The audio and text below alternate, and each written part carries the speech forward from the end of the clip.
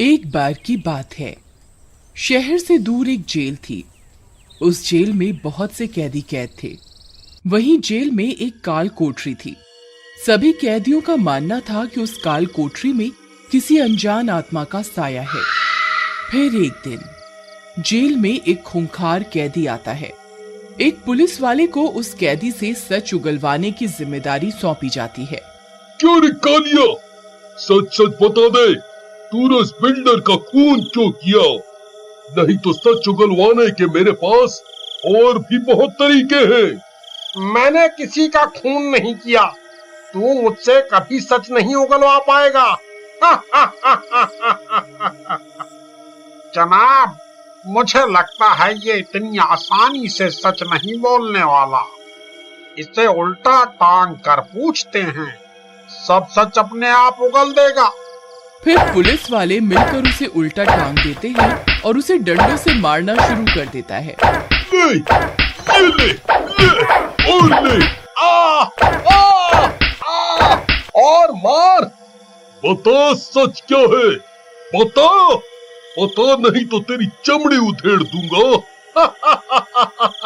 तुम मुझसे कभी सच नहीं उगलवा पाओगे। जितना मारना है मार लो। जनाब, लगता है ये ऐसा नहीं मानेगा। इसे तो मार का भी असर नहीं हो रहा है। इसे उस काल कोठरी में बंद कर देते हैं, अपने आप सब सच उगल देगा। फिर पुलिस वाले उसे पकड़कर उस काल कोठरी में बंद कर देते हैं। कालिया एक कोने में जाकर बैठ जाता है। तभी थोड़ी देर में उसे डरावनी डरावनी आवाजें आने लगती हैं। कौन कौन है वहाँ? तभी सामने पड़े बेड के नीचे उसे एक औरत दिखाई देती है। तभी कालिया के जोर जोर से चीखने की आवाजें आने लगती हैं। जेल के सब कैदी उठ जाते हैं। अरे कोई है, मुझे यहाँ से निकालो। मैं सब कुछ सच सच बताता हूँ। मुझे यहाँ से निकालो, नहीं तो ये मुझे जिंदा नहीं छोड़ेगी। जेलर साहब, मैं आपके हाथ जोड़ता हूँ, मुझे यहाँ से बाहर निकालो। मैं आपको सब कुछ सच सच बता दूंगा।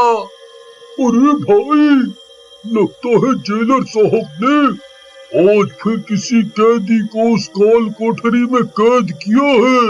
भाई, ये कैदी नहीं बचने वाला।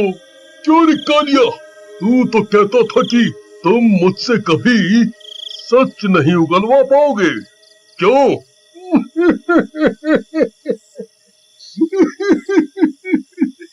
जी जनाब, मैं आपको सब कुछ सच सच बता दूंगा।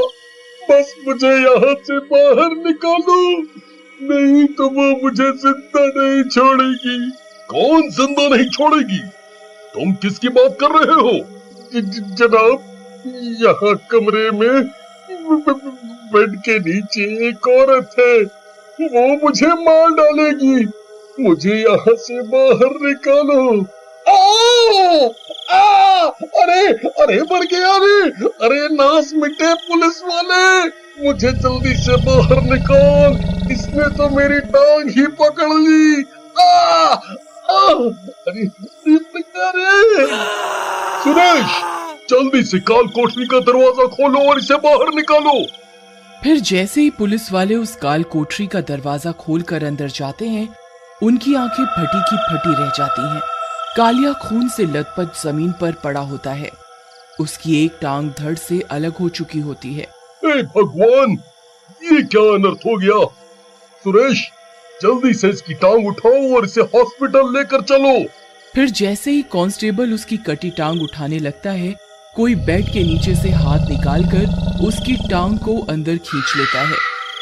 उन सब की हालत खराब हो जाती है।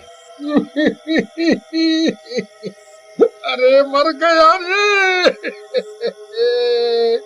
ये तो मेरी टांग ही ले गई। अरे दरोगा साहब, जल्दी यहाँ से निकालो, नहीं तो ये मेरी दूसरी टांग भी काट खाएगी। अरे मर गया रे। अरे फिर वे सब कालिया को उठाते हैं और वहाँ से निकल जाते हैं। कालिया की टांग कटने की बात पूरे कैदियों में फैल जाती है। अरे भाई, आज तक तो सिर्फ उस काल कोठरी में लोगों को एक चुड़ैल दिखाई देती थी। आज तो उसने कालिया की टांग ही धड़ से अलग कर दी। फिर कुछ देर के बाद उस काल कोठरी से आवाजें आने लगती हैं। मुझे भूख लगी है, मुझे खाने को दो, नहीं तो मैं सबको मार कर खा जाऊंगी। अरे मर गए रे बिल्लू भाई, तुम्हारी बात तो सच निकली। ये चुड़ैल तो सच में जाग गई। अब क्या होगा?